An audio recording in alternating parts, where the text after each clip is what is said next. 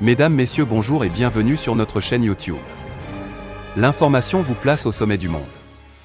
Alors si vous êtes nouveau, abonnez-vous et activez aussi la cloche de notification pour ne plus rien manquer. On commence. Eh bien, très chers auditeurs, une fois de plus, un petit tour du côté du Mali, où les 49 militaires ivoiriens arrêtés au Mali ont enfin été relâchés, et nous vous présentons ici le document qui les a sauvés. Eh bien, une rumeur s'est répandue comme une traînée de poudre faisant état de ce que les soldats ivoiriens ont été pris à l'aéroport Modibo Keïta de Bamako.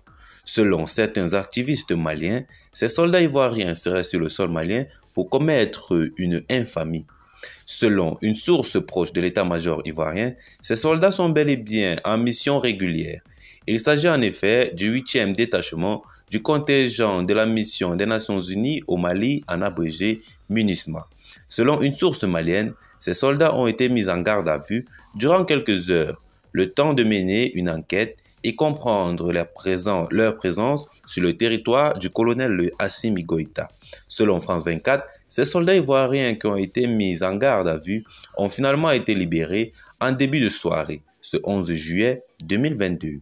Cette libération a été rendue possible grâce à ce document, voire dans le corps de l'article, dans l'infodrome, a pu se procurer copie après investigation. Il faut savoir que l'opinion malienne accuse les autorités ivoiriennes d'avoir incité la communauté économique des États de l'Afrique de l'Ouest, en abrégé CEDEAO, à imposer des sanctions économiques et politiques à la junte au pouvoir. Bien que ces sanctions particulièrement levées lors du sommet de cette organisation à Accra au Ghana, une frange importante des Maliens semble n'avoir pas digéré ce camouflet de la part des autorités ivoiriennes taxées à tort ou à raison d'être des pions de la France. Ce serait donc la raison de cette méfiance. Il faut tout simplement se réjouir car un incident diplomatique a été évité de justesse grâce au colonel Modibo Koné. Alors, très chers auditeurs, qu'en pensez-vous donc?